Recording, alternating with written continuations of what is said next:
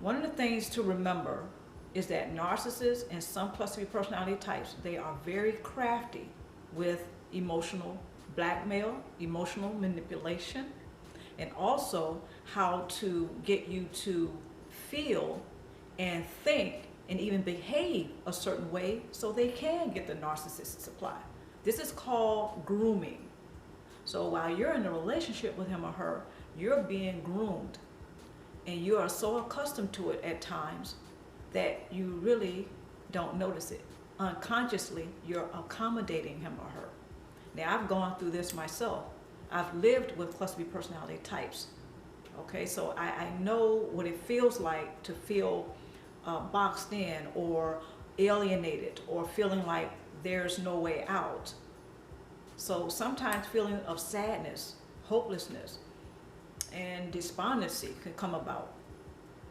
But one of the things that you have to be focused on is how you want to get out of the situation. This is not going to be easy because sometimes you will be distracted. I've been distracted. If it's not one form of drama, it's another. It's conflict. All of these monkey wrenches are thrown into your space in order to keep you off balance. All of this is by grand design. Sometimes it's conscious on the cluster B personality type's part. Sometimes it's not.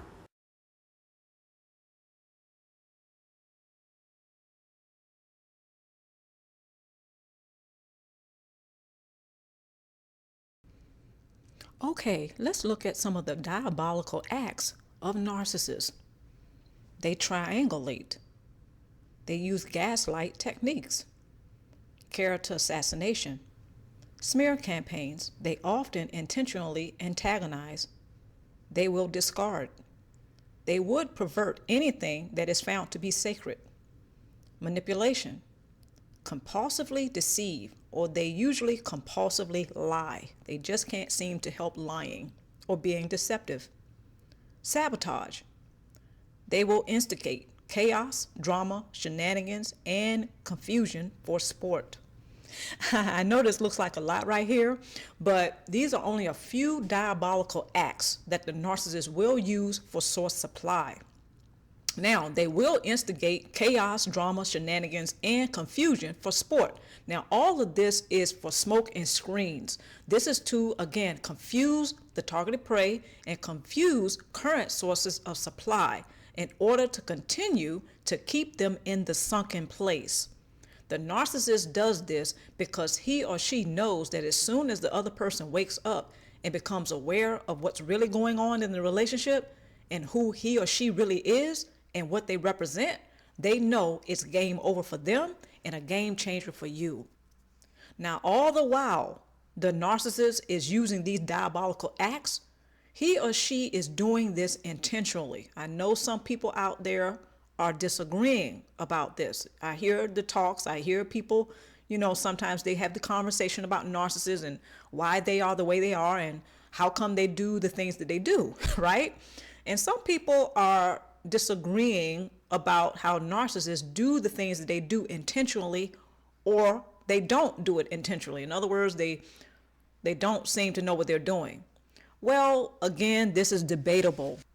Thank goodness a lot of us can just do the research. That's one thing.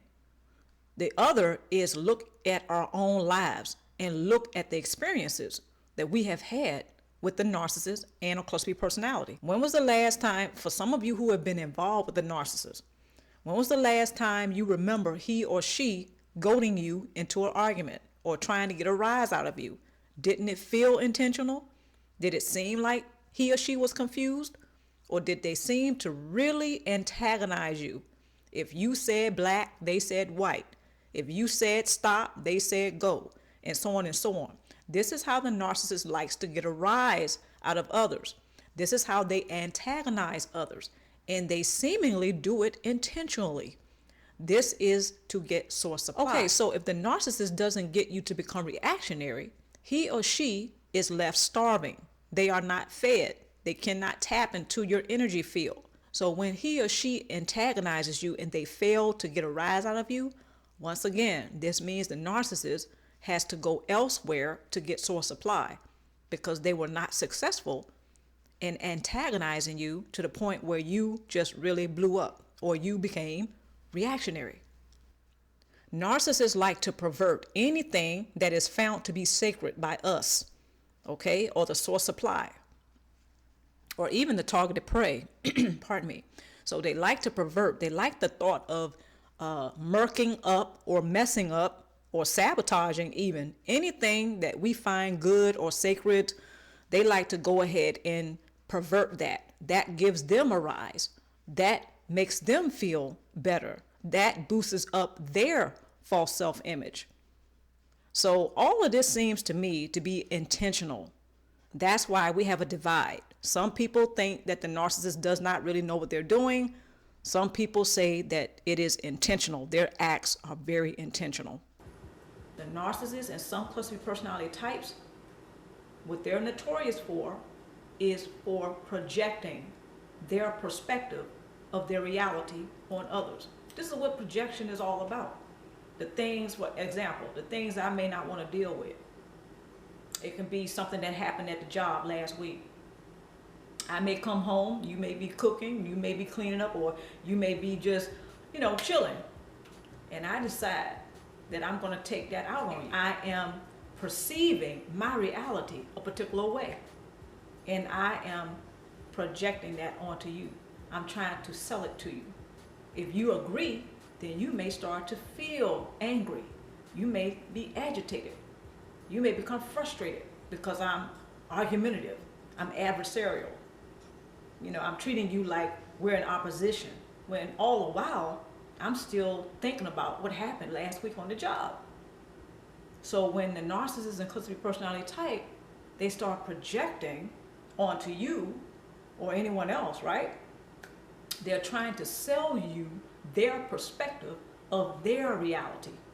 Sometimes that can be certain things that they don't like about themselves, but they took it out of their consciousness. You're available.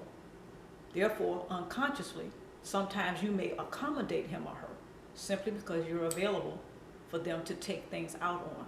They're selling you their perspective of their reality.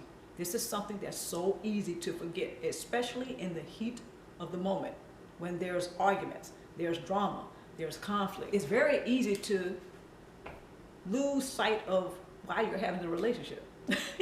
This could be a love relationship. This could be a romantic relationship. This could be a marriage, or this could be a family, situation.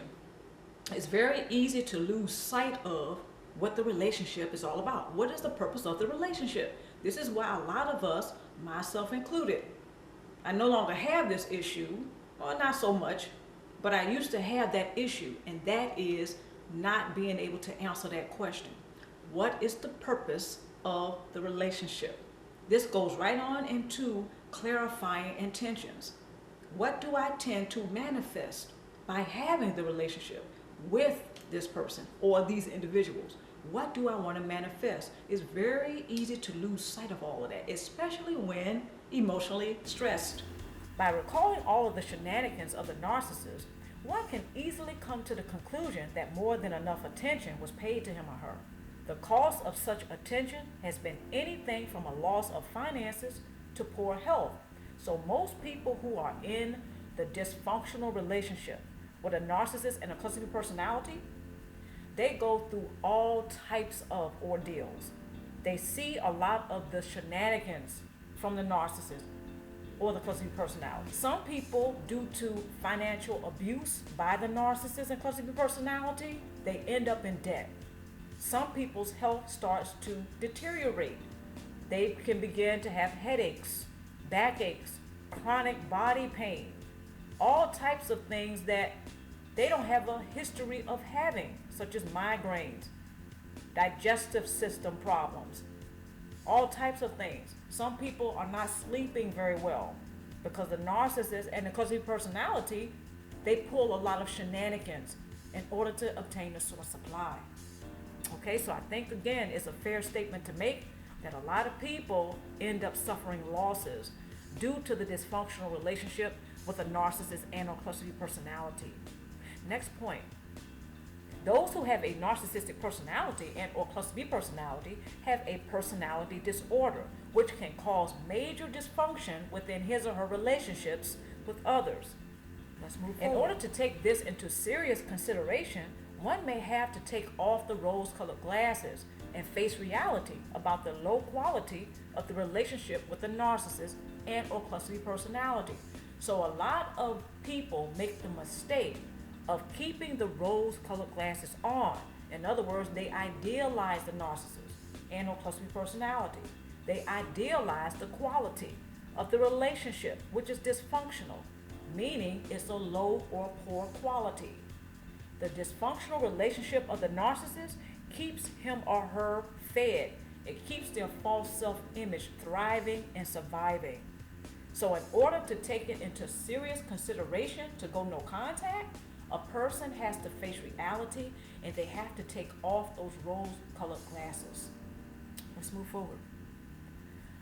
Very often when one has become tired of the many diabolical tactics for source supply by narcissists, he or she begins to think about going no contact and ending the dysfunctional relationship or relationships. Usually, this becomes a gradual process rather than abruptly going no contact from the narcissist and or cluster B personality.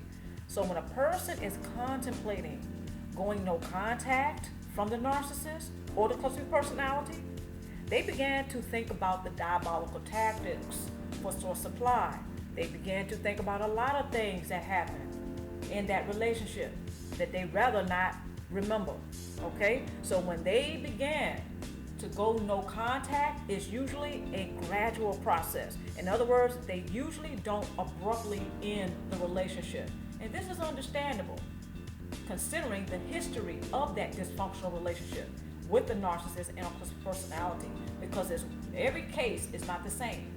It varies from person to person, the circumstances and or situation. While contemplating going no contact, it is natural to experience a wide range of emotions, such as anger, sadness, and fear. It is also natural to form particular thoughts, such as doubt and confusion as to whether or not it is a good idea to end the dysfunctional relationship with a narcissist and or cluster personality. So when a person is contemplating going no contact from the narcissist, it is very common. It's also natural for him or her to go through a wide range of emotions and thoughts. Okay, because you got to take into consideration all of the diabolical tactics, all of the things that he or she has experienced during the dysfunctional relationship with the narcissist. It is not your typical dysfunctional relationship when we're talking about the narcissist and or cluster B personality. From personal experience, it is not that easy to just end the relationship, even though the relationship was very toxic. It's a dysfunctional relationship. So there's a lot of things that went on, from gaslighting techniques to financial abuse. Okay, there's a lot of things that happen. So that takes a toll on a person, emotionally, psychologically, sometimes even mentally. But it definitely takes a toll on a person. Regardless of the challenges one may face emotionally, psychologically, and spiritually, it may be a good idea to reach out for support while contemplating going no contact from a dysfunctional relationship with a narcissist and or cluster B personality. So even while a person is contemplating going no contact, it's usually a good idea to reach out for that support. It's usually a good idea not to isolate and try to weather this alone. Because again, there's going to be the experience of going through a wide range of emotions and thoughts that may not be very pleasant. So it's a good idea to try to have as much support as possible. A person can come out of their comfort zone. I know this is going to be pretty tough, but from personal experience, it helps. It's a game changer to come out of the comfort zone. Take small steps to do that if necessary. Coming out of the comfort zone could mean coming out of isolation. Placing yourself in a situation whereas you can have the support that you may need once you go no contact. Next point. Possibly due to being groomed by narcissists and or cluster B personality types as a child, one may behave codependently. This way of thinking, feeling, and coping can cause more challenges while facing the reality that a toxic relationship has ended. Codependency tends to encourage an individual to cope, think, and perceive life in a very negative way. The symptoms of codependency tends to appeal to narcissists and those with a cluster personality due to his or her preference to invest in dysfunctional relationships with others. So some people who behave codependently, they unknowingly give off signals that alert the narcissist in a cluster personality that he or she is primed for source supply. In other words, they can be used to be a source supplier. So codependency does encourage a person to cope, think, and perceive life in a negative way. So this can influence him or her to unknowingly give off signals that narcissists find appealing. By complying to the dysfunctional relationship, those who may be contemplating no contact from a narcissist may feel some guilt for doing so. This is another thing that's very common. Those who go no contact, they may feel a little guilt because they have a strong sense of obligation to the narcissist or cluster personality. So I'm here to tell you that I understand how it is so easy to want to just get out of that situation and you think that everybody else has the answers except you. No, you do have the answers. You're the one experiencing that ordeal. Okay, so you're learning, and it's very easy to not be able to see that.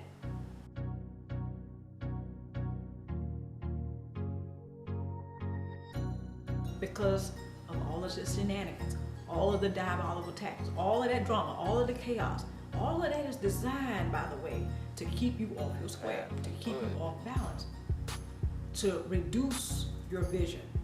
Your visibility is greatly reduced when you're focused on what the narcissist wants. You know, it's very uncomfortable, and guess what? It's supposed to be. That narcissistic codependent relationship is highly addictive. So when you start withdrawing or feeling those withdrawal symptoms, which been there, done that too, very easy to want the relief. You just don't want those withdrawal symptoms. You don't want to feel that. But I'm here to tell you that's one of the things that's going to sober you up and get you to realize that you're in a situation that's really not very good for you. It's not in alignment to the purpose of why you're here.